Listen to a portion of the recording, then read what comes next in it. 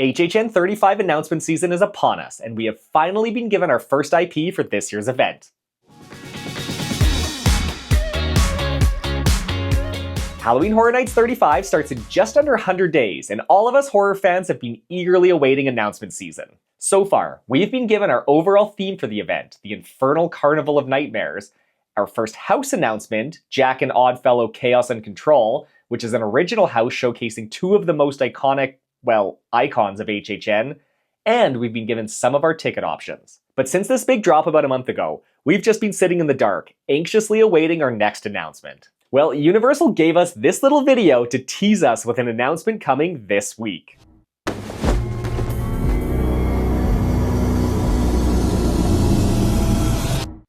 And then, on Thursday, May 21st, we were finally given our first IP house coming to this year.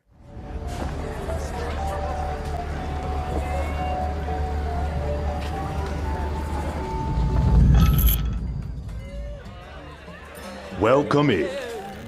The game's just getting started. But be warned, the house always has an edge. And this one's jagged. Sink your teeth into Sinners, one nightmare of many, only at Universal Halloween Horror Nights. It has been confirmed that the Oscar-winning Sinners will be featured as a house at HHN on both coasts. This property has been speculated as coming since the very first spec map at Christmas time, and now those speculations have been proven correct. Now, if I had to give my reaction on this announcement in one word, it would be meh. If you've watched some of my past videos, you'd know that I'm not the biggest fan of this movie. I've seen it twice now, and I think that's more than enough. If I'm being honest, I thought the story was stupid.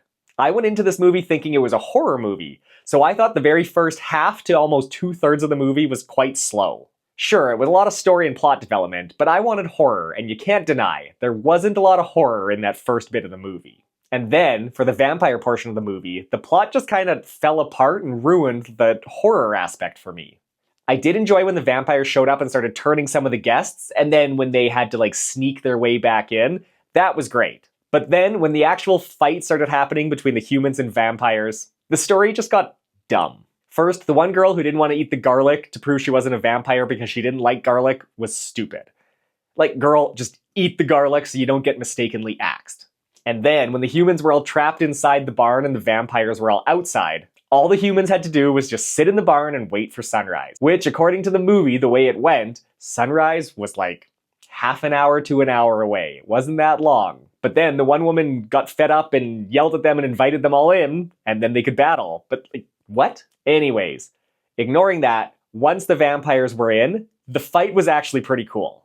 But there were stupid parts that had way too much conversing between the humans and vampires. Let's be real, the vampires were not there to chat. They would have came in and devoured the humans. And of course, the climax, when they're out at the water at the end and the main vampire is giving his big speech before he bites the kid, and then lo and behold, the sun rises and burns up all the vampires.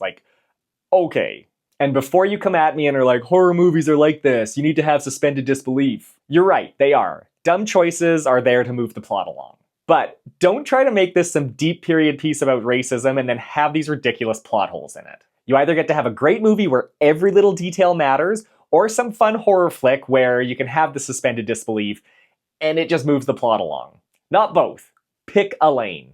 Overall, I think this movie would have been a great racial social drama, or a great horror movie, if you separated them.